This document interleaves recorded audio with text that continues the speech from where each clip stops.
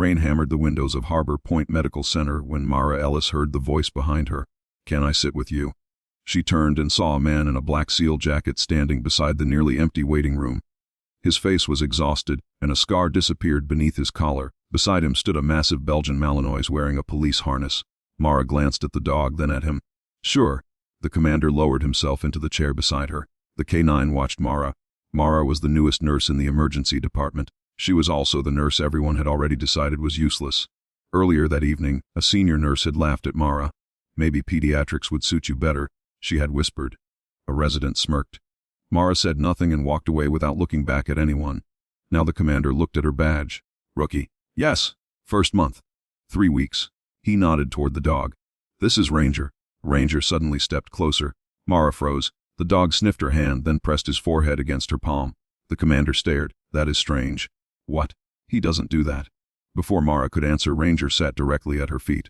Then the hospital alarm exploded. Red lights flashed. A voice thundered overhead. "Mass casualty incoming.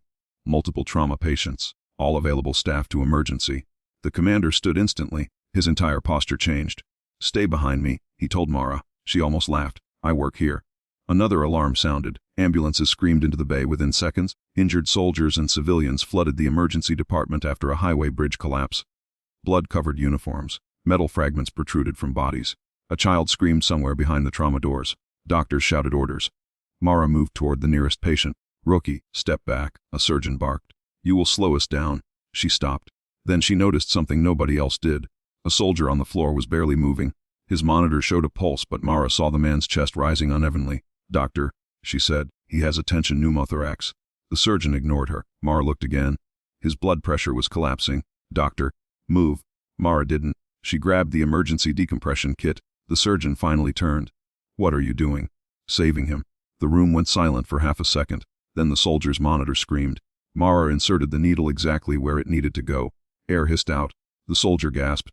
His blood pressure began climbing. The surgeon stared at her. "How did you know?" Mara answered quietly. "I was trained to listen when machines are lying." A ranger barked. Everyone turned. The K-9 ran toward a collapsed section of the emergency entrance and stopped beside a trapped paramedic. "There's someone under there?" Mara shouted. Staff rushed over. A concrete slab had pinned the paramedic's leg. The commander crouched beside Ranger. "Find him." A ranger pawed frantically. But then he looked back at Mara. The nurse understood. Ranger found something else. She followed the dog's gaze toward a damaged ambulance. Inside was a teenage boy, no pulse. Mara climbed through the broken door. The commander shouted, "Wait." She reached the boy and saw a tiny military-style bracelet around his wrist. Then she noticed the symbol engraved on it. Her face went pale. The commander saw it. "You recognize that?" Mara whispered. "I made it." Silence. "What?" "I made that bracelet." The commander stared at her. Ranger began whining. Mara pressed 2 fingers against the boy's neck. Nothing. Then she saw something. A tiny movement in his throat. "He's not gone." She began compressions. "Get me oxygen." No one moved quickly enough. Mara shouted, "Now." The commander grabbed the oxygen himself. For 2 minutes Mara fought. The boy remained still. Then his heart monitor flickered. 1 beat. Another. A weak rhythm appeared. Everyone froze. Mara exhaled. But the commander was staring at the bracelet. "That symbol belongs to a classified rescue unit." Mara looked at him. "I know." "Who are you?" Before she could answer, the hospital lights died. Emergency generators failed.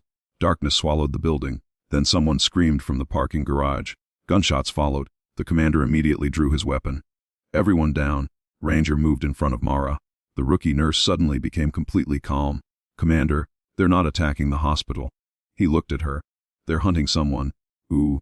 Mara pointed toward the unconscious boy. "His father." The commander's face hardened. "How do you know?" "Because that bracelet isn't military decoration." She touched the engraved symbol. "It is a distress marker." The commander's eyes widened. Suddenly Ranger bolted down the corridor. Mara followed. They reached a locked service door. Ranger scratched once. Mara looked at the commander. "Open it." He did. Behind it was an injured man wearing a torn tactical uniform. The commander stopped breathing. "Captain Hayes." The injured man opened his eyes. "Mara."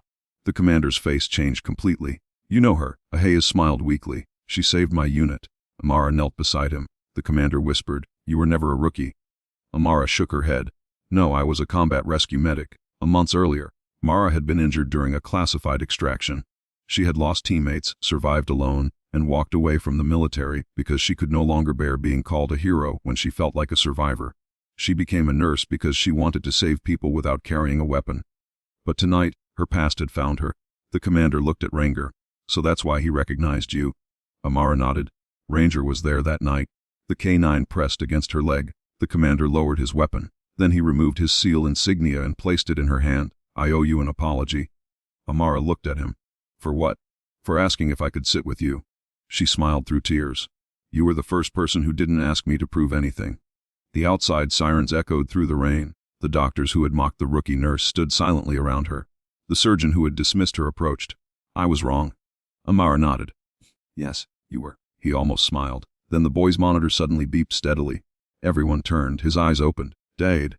The injured captain began crying. Mara closed her eyes. For one quiet second, the entire hospital seemed to breathe with her. The commander looked toward the nurse who had entered the hospital unnoticed, underestimated, and alone. Now every person in that room knew the truth. Some heroes don't wear medals. Some don't carry rifles. Some simply walk into the darkest room, hear a heartbeat nobody else can hear, and refuse to leave until it answers. And sometimes the one creature capable of recognizing a hero is the dog who remembers what everyone else forgot. Ranger rested his head against Mara's knee. She scratched behind his ears. Good boy. The commander smiled. Looks like he picked his new partner. Mara looked at the exhausted faces around her. No, she whispered. He just reminded me who I am. If this story touched your heart, subscribe for more cinematic stories of courage, sacrifice, and the heroes who refuse to give up.